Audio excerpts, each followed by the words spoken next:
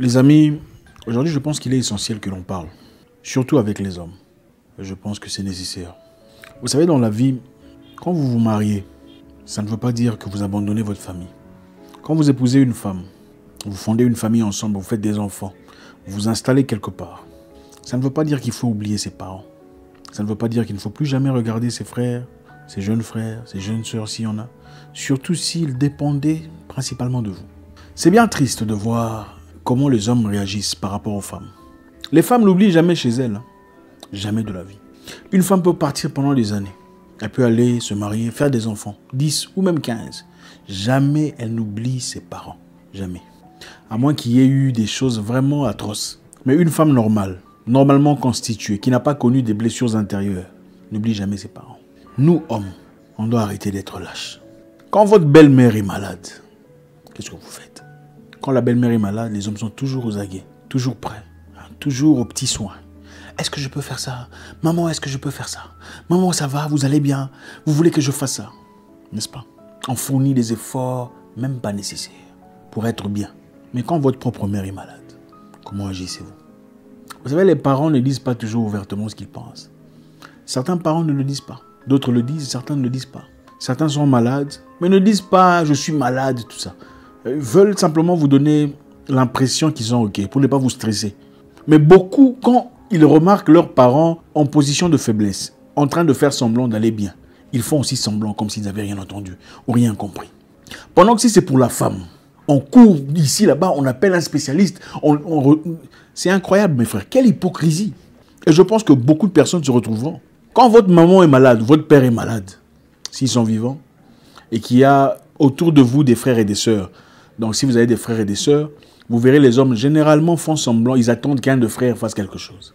Ah, mon frère tel fera ça. Ah, mon frère tel s'en occupera. Mais quand c'est la maman de la femme, et même si la femme a des frères et des sœurs, le mari n'attend pas que les frères de la femme fassent quoi que ce soit pour sa mère. Ils sont toujours là. Le matin, bonjour maman, comment ça va?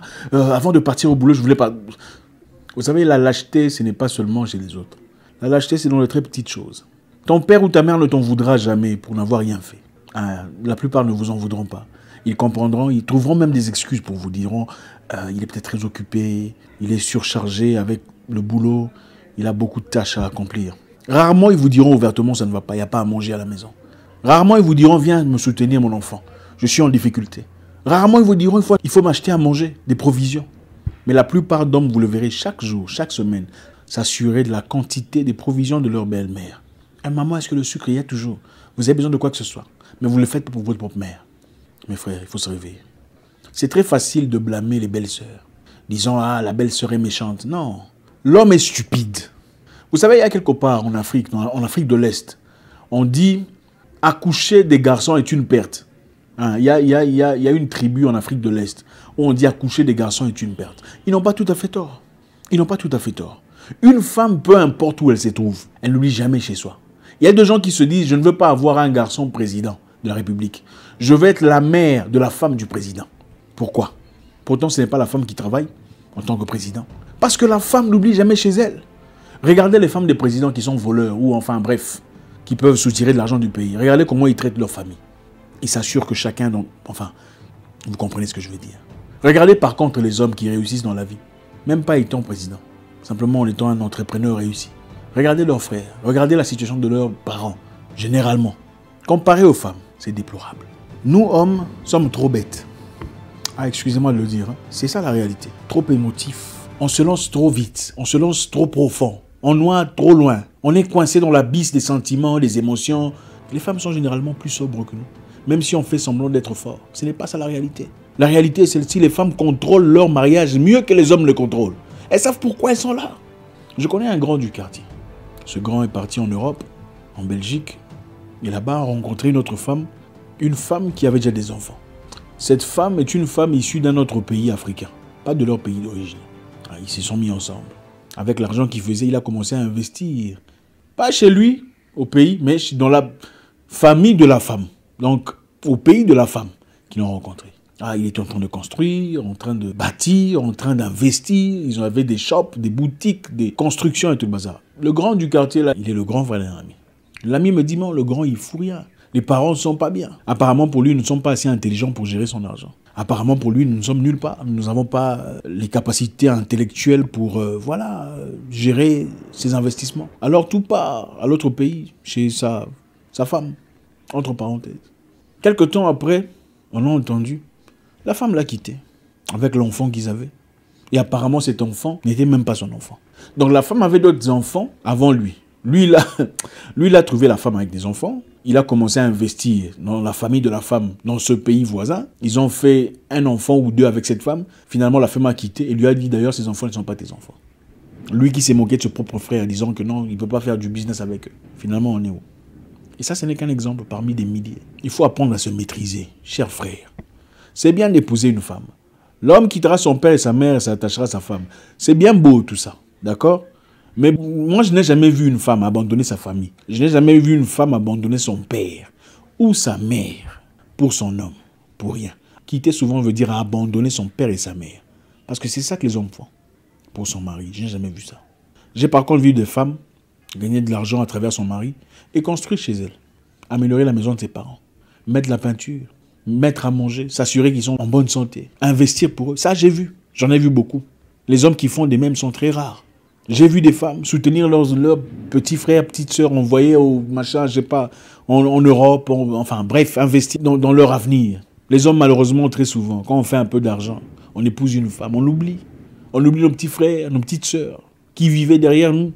Désormais, il faut qu'ils appellent pour venir chez nous à la maison, pour venir visiter, il faut appeler au téléphone. Désormais, il faut consulter pour aider ta propre famille, ton sang. Le divorce existe, hein. Quand on divorce, les gens partent, on s'oublie, c'était mon ex-mari. Et je ne suis pas en train de minimiser le mariage, ce n'est pas ça. Je suis en train de dire que les gens divorcent oui ou non. Les gens, ils divorcent oui ou non. Ça arrive oui ou non. Vous pouvez divorcer votre père, votre mère. Même si vous insultez votre mère, est-ce que vous pensez que votre mère pourrait un jour vous haïr, vraiment, vraiment vouloir votre... Mais le contraire arrive, n'est-ce pas? Un homme ou une femme avec qui vous avez été pendant longtemps, mais plus tard, est prêt à vous...